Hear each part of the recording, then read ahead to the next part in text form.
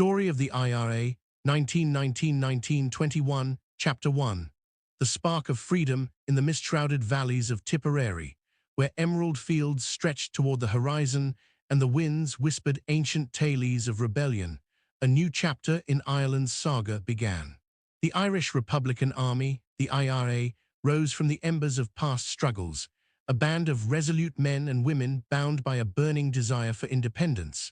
They were farmers, teachers, laborers, ordinary souls transformed into warriors by an unyielding dream of a free nation.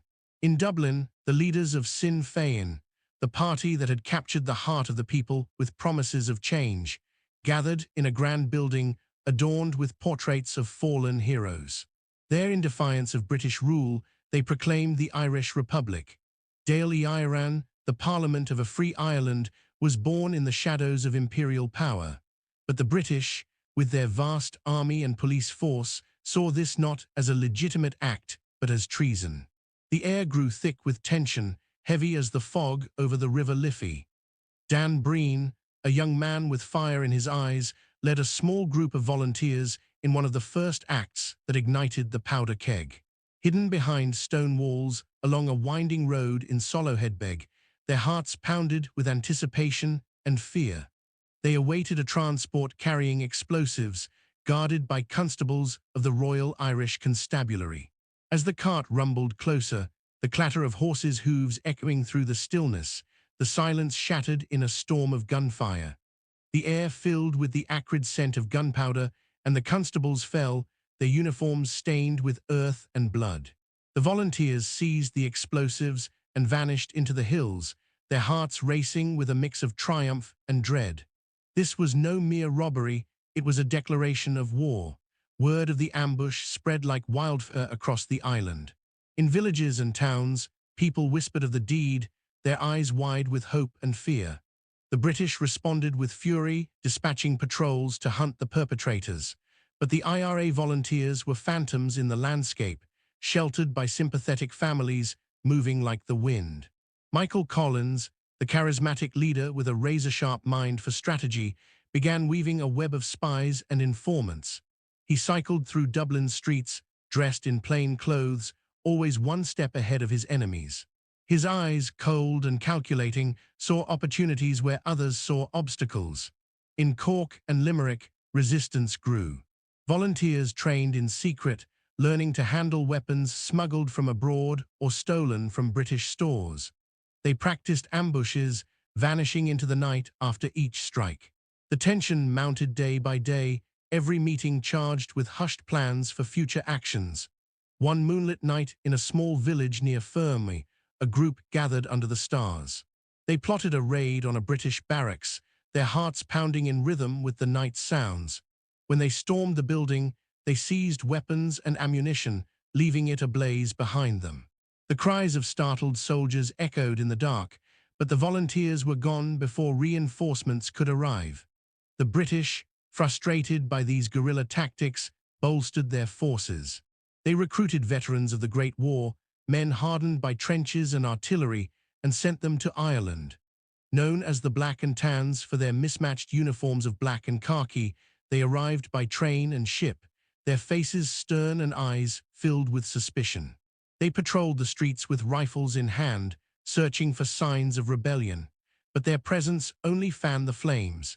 In villages, they were met with stones and jeers, and the IRA responded with ambushes along lonely roads. One rain-soaked night in Dublin, when the streets gleamed with water, Collins planned a daring operation. His spies had identified British agents infiltrating Republican ranks. In a dimly lit room, illuminated only by a flickering lantern, he issued orders, his voice low and intense. "We strike hard," he whispered. His men nodded, clutching their pistols, and slipped into the night. They knocked on hotel room doors and apartments, and in a flash, gunfire echoed through the buildings. The agents, caught in their sleep, stood no chance. Collins' men melted back into the shadows, leaving chaos in their wake. But the British retaliated with savagery. They raided homes, dragging families into the streets in their nightclothes, searching for weapons and papers. In a small village in Kerry, they seized a young volunteer, tied him to a chair, and tortured him for information.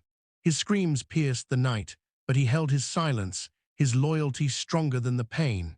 When they finally released him, barely alive, he swore vengeance. Stories like his spread, fueling the resolve of the IRA and the people. In the Green Hills, flying columns, mobile units of volunteers gathered. Led by men like Tom Barry, they trained in the terrain, learning to use the landscape to their advantage. One day, hidden behind hedges along a narrow road, they waited for a convoy of British trucks. As the vehicles roared past, the volunteers opened fire. Bullets whizzed through the air, glass shattered, and soldiers returned frantic volleys. The volunteers retreated into the forest, their breaths heavy with adrenaline, leaving the British to deal with the wreckage. The tension escalated relentlessly. Each day brought new clashes, each night new plans. The people of Ireland, from rural farms to city alleys, lived in a constant state of vigilance.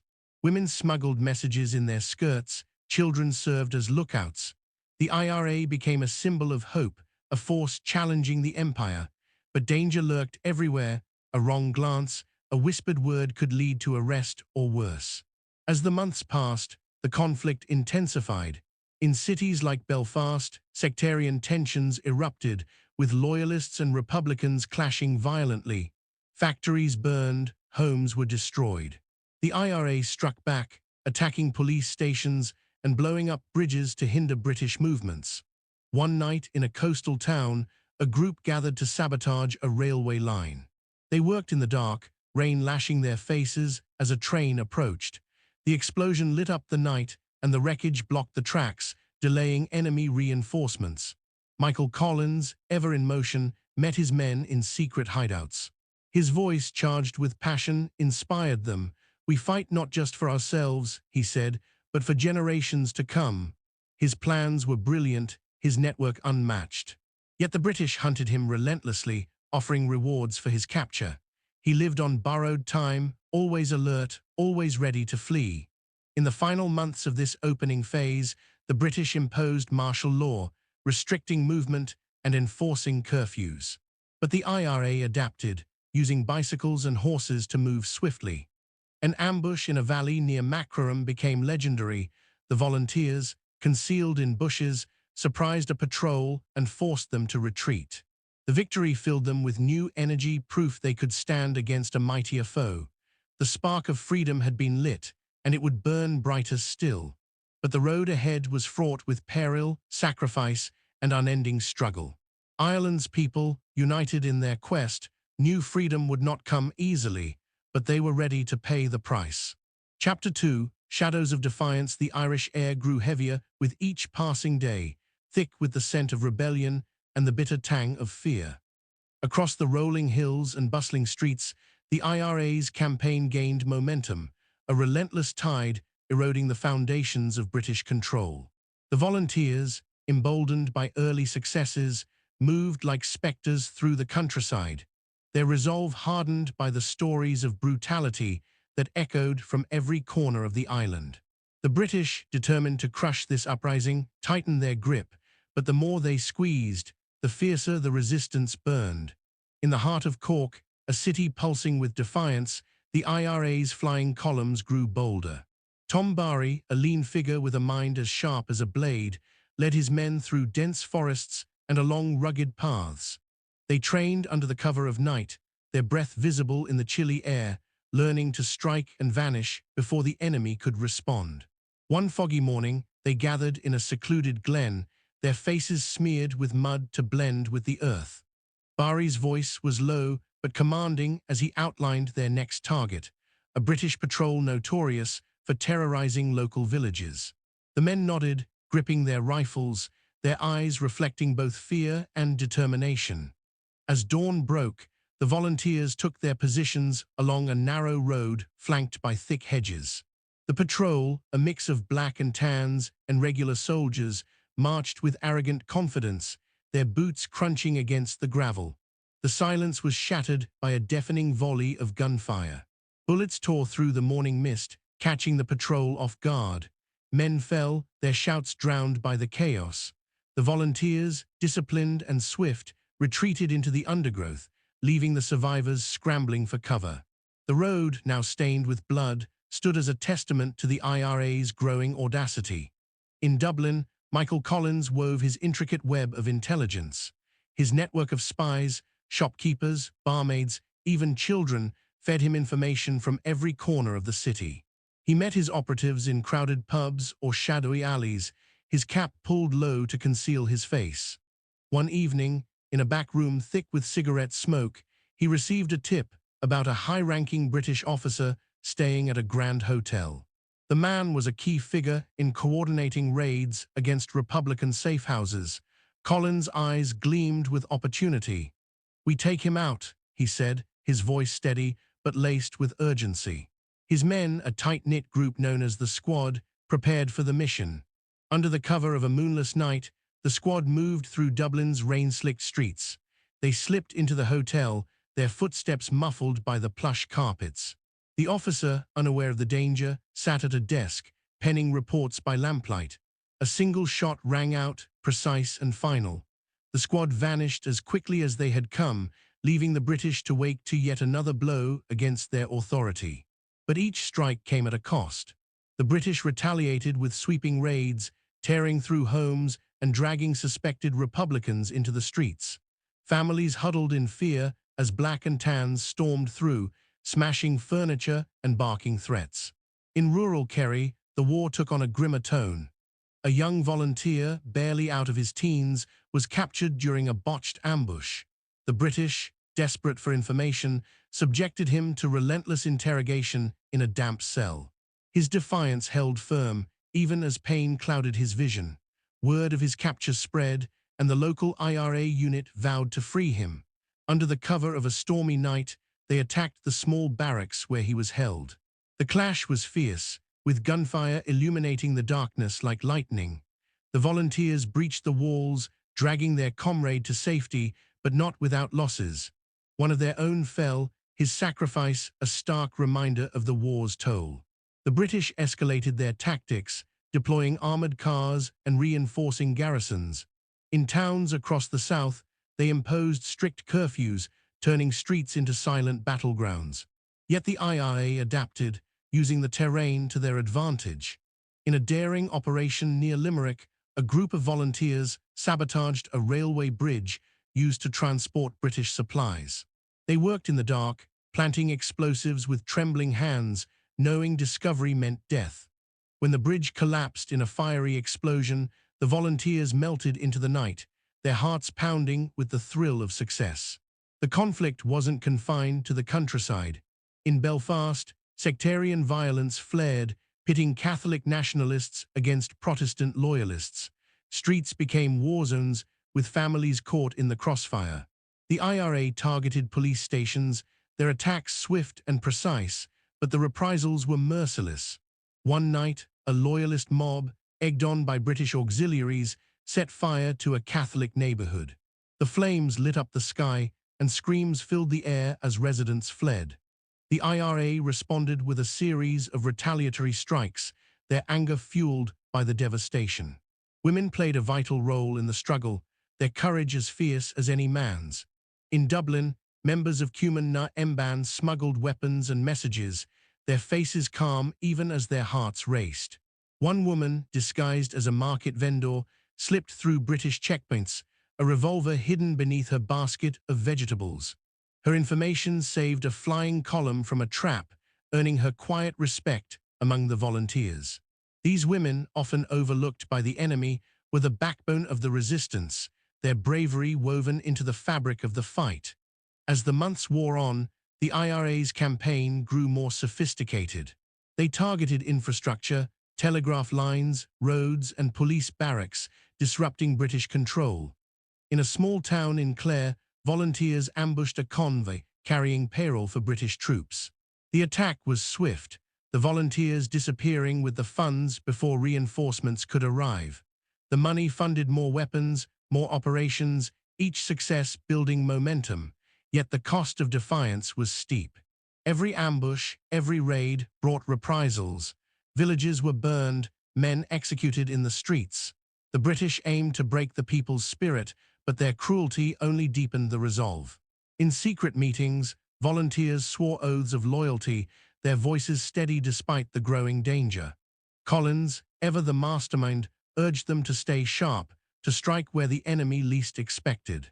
His presence, fleeting but powerful, inspired hope even in the darkest moments. The war was no longer a series of skirmishes, it was a full-blown struggle for the soul of Ireland. The IRA, outnumbered and outgunned, relied on wit and courage. Each victory, no matter how small, fueled the dream of freedom, but the British were relentless, their resources vast. The volunteers knew the fight would demand everything: blood, sacrifice, and unyielding will. As winter approached, the island braced for a new phase of conflict. The spark of freedom, kindled in the early ambushes, had grown into a blaze. The IRA stood ready, their shadows cast long across the land, defiant and unbroken. Chapter 3: The fire spreads. Winter swept over Ireland, bringing a biting chill that could not quell the burning resolve of those fighting for freedom. The IRA's campaign had become a blazing fire, each ambush an act of sabotage casting sparks that ignited new hearts. Across the island, from the windswept cliffs of Donegal to the bustling alleys of Dublin, resistance grew. But the British, with their vast resources and growing desperation, responded with a brutality that threatened to smother hope. In West Cork, where fog clung to the valleys, Tom Barry led his flying column through a series of daring attacks. They moved like shadows, their steps silent on the frosty ground. One night they gathered in an abandoned barn, their faces lit by a flickering lantern. Barry, his voice thick with conviction, outlined their next target: a convoy of British vehicles carrying weapons through a narrow valley. The plan was risky, the enemy was heavily armed and on high alert, but the volunteers were ready. They hid among the trees, their breaths mingling with the mist, and when the convoy roared past, the silence erupted in a cacophony of gunfire. Trucks overturned, soldiers screamed, and chaos reigned. Before the British could regroup, the volunteers were gone, vanished into the night, their hearts pounding with the thrill of another victory. In Dublin, Michael Collins intensified his operations. His spy network, now more extensive than ever, infiltrated even the British headquarters. One evening, in a crowded cafe filled with the hum of everyday chatter, he received word of a traitor within Republican ranks. The man, once a friend, had sold secrets to the British. Collins' face hardened, but his voice was calm as he gave orders to the squad. On a stormy night, with rain lashing the streets, they tracked the traitor to a desolate apartment. The door was kicked in, and before the man could cry for help, it was over. The squad melted into the darkness, their footprints washed away by the rain, but the British response was merciless. The Black and Tans and their auxiliary counterparts swept through towns and villages, their raids marked by indiscriminate violence. In a small town in Galway, they set fire to the homes of suspected sympathizers, the flames casting an eerie glow across the night sky. Residents, driven into the cold, watched as their belongings turned to ash. Yet, far from breaking their spirit, these acts ignited fiercer resolve. In secret meetings, families swore to support the IRA, hiding weapons under floorboards and smuggling messages in children's shoes. Women's roles became ever more vital. Human na Mban organized not only the transport of supplies, but also care for wounded volunteers. A young woman in Limerick, her hair tucked under a shawl, carried a secret message warning a column of a British trap. She passed a checkpoint with a smile, her basket filled with bread to conceal the note. Her courage saved countless lives, and her name was whispered with reverence among the volunteers. These women, often invisible to the enemy, were the unsung heroes of the war. In the countryside, the IRA's attacks grew bolder. In Clare, a group planned to blow up a bridge critical to British transport. They worked under the starlight, their hands numb from the cold, but their focus unwavering. When the charge detonated, the night lit up, and the bridge collapsed into a heap of debris. The British, stranded on the other side of the river, raged in frustration. The volunteers, hidden in the forest, grinned in the dark, their breaths quick with excitement. In Belfast, sectarian violence continued to rage. The streets were a maze of hostility, with loyalists and Republicans clashing in bloody battles. One night, the IRA attacked a police station supplying loyalist groups with weapons. Explosions rocked the building, and the volunteers fled through back alleys, their faces smudged with soot. But the British responded by sending armored cars through the city, their guns ready to crush any resistance. Residents caught between fronts lived in constant fear, yet many continued to support the IRA in secret. Tension was palpable everywhere. Each day brought new confrontations, each night new plans. In a village near Waterford, volunteers ambushed a British patrol, stealing their weapons before vanishing into the fog. In another town, they sabotaged a telegraph line, cutting off British communication for days. Every act, no matter how small, was a pinprick in the Empire's side, a reminder that Ireland would not yield. Michael Collins, ever hunted, moved between safe houses. His presence was like a spark, igniting courage in those he met. In a secret meeting in a basement, surrounded by men with weary but resolute eyes, he spoke of a future where Ireland was free. "We are close," he said, his voice vibrating with conviction, but danger was never far. The British set up roadblocks, searched trains, and offered rewards for his capture. Yet he pressed on, always one step ahead, his mind a labyrinth of plans. As winter deepened, the war grew more ruthless. The British imposed harsher martial law, but the IRA adapted, using snow and fog as cover. An ambush in a valley near Tipperary became legendary. The volunteers, hidden in snowdrifts, surprised a British column and forced them to retreat. The victory spread like a tale, bolstering the morale of a people under relentless pressure, but the cost was steep. Every triumph was followed by reprisals, villages plundered, innocents imprisoned, yet the people refused to break. Children ran messages, old men hid weapons in barns, and women sewed Republican flags in secret. The IRA was not just an army, it was a movement, a symbol of a people's unyielding will. The fire had spread, and no force could extinguish it, but the war was far from over, and the darkest days lay ahead. Chapter 4, The Price of Freedom. Spring swept across Ireland, but the breeze carried more than the scent of blossoms. It was heavy with gunsmoke and sorrow. The IRA's campaign had reached its zenith, a storm of defiance that shook the foundations of the empire. Across the island, from the storm-battered coasts of Kerry to the pulsing streets of Dublin, the people had united in a shared dream of freedom. But the cost of that dream was steep, and every step toward victory was paved with blood and sacrifice. In Cork, Tom Barry led his column through a final series of desperate attacks. They had become legends, their names whispered with reverence in the villages.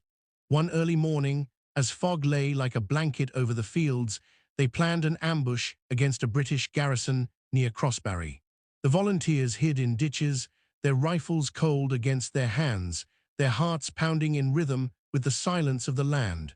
When the British troops marched into the valley, Barry unleashed the attack. Gunfire echoed, grenades exploded, and the air filled with the clamor of chaos. The British, caught off guard, fought back, but the IRA's precision and speed overwhelmed them. When the smoke cleared, the volunteers had vanished, leaving the enemy to nurse their wounds. In Dublin, Michael Collins was a shadow moving through the city's heart. His spy network had grown into an invisible army, and his squad struck with surgical precision. One evening, in a safe house hidden behind a false wall, he received reports of British plans to crush the IRA once and for all. Collins, his eyes burning with resolve, devised a counterstrike. His men hit strategic targets, arms depots, communication posts, leaving the British in disarray. But each success brought him closer to danger. Rewards for his capture adorned posters across the city, and trust was a luxury he could no longer afford. The British reprisals grew ever more brutal. In towns and villages, the Black and Tans and auxiliaries conducted raids that left devastation in their wake. One night in Cork, they set fire to the city centre, flames consuming shops and homes. Residents fled, their cries echoing through the night, but their defiance remained unbroken. Women from Cuman na Mban smuggled supplies through smouldering ruins, their faces resolute despite the grief. A young woman, barely more than a girl, carried a message hidden in her hair, evading patrols to warn a column of an impending raid. Her courage, like that of so many others, was a spark that kept the fire alive. In the countryside, the IRA continued to challenge the British. In a valley in Tipperary, volunteers blew up a railway line, halting a convoy of reinforcements. They worked in the dark, their hands steady despite the cold, and when the explosion lit up the night, they vanished into the forest. In another town, they attacked a police station, their gunfire ringing through the streets. But each action met with vengeance. The British executed suspects without trial, their bodies left as warnings along the roads. Yet the people refused to yield. Farmers hid weapons in haystacks, children ran with warnings, and old men stood watch in the shadows. In Belfast, sectarian violence continued to tear the city apart. The streets were battlegrounds, where loyalists and Republicans clashed in a whirlwind of hatred. The IRA responded with attacks on British targets, their bombs and bullets a cry for justice. But the British, now reinforced with armored cars and heavy weapons, struck back with overwhelming force. One night, after a failed raid, several volunteers were captured. Their fate, torture and execution, served as a grim reminder of the war's cruelty, yet their sacrifice inspired others to carry on. Tension reached a fever pitch. Across the island, the people lived in a state of constant vigilance, their lives marked by both hope and fear. In secret meetings, often in basements or abandoned barns, volunteers swore to fight to the end. Collins, always on the move, spoke of a future where Ireland was free, his voice a beacon in the darkness. But he knew freedom came at a cost, and every day could be his last. As spring turned to summer, rumors of negotiations began to circulate. The British, exhausted by the endless conflict, and the Republicans, weary but unbowed, began to probe the possibility of peace. But on the ground, the war raged on. In a final wave of attacks, the IRA struck British garrisons and infrastructure, their actions a last act of defiance. One night in Limerick, volunteers blew up an arms depot, the explosion so powerful it shook the earth. As they fled into the night, their faces lit by the flames, they knew they had left an indelible mark. The war had changed Ireland forever. Villages lay in ruins, families mourned their lost, and yet hope burned brighter than ever. The IRA, born of the people's will, had shown that even a mighty empire could be challenged. As talks of a truce took shape, the volunteers gathered one last time, their eyes filled with pride and sorrow. They had fought for a dream, and though freedom was not yet won, they had planted the seeds for a new future.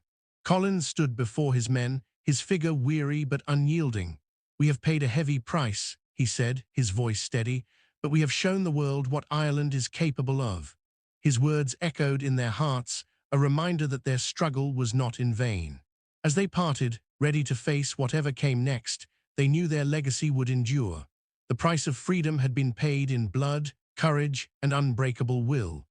Ireland stood at the threshold of a new era, and though the path ahead was uncertain, the fire kindled could never be extinguished. Epilogue, legacy of fire when the dust settled and the guns fell silent, Ireland stood at a crossroads.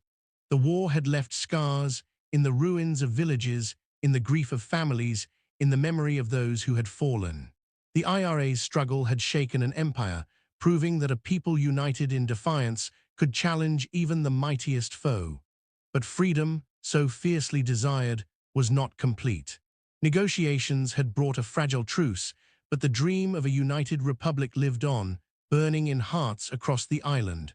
Michael Collins and his comrades, now legends, had paid a heavy price. Their courage, their sacrifice, had sown the seeds for a new future.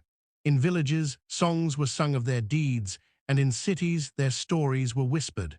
The war was over, but the fight was not. The fire kindled in those years would burn for generations, a reminder of what a people could achieve when they refused to yield. Ireland, scarred but unbowed, looked forward, the flame of freedom still alive.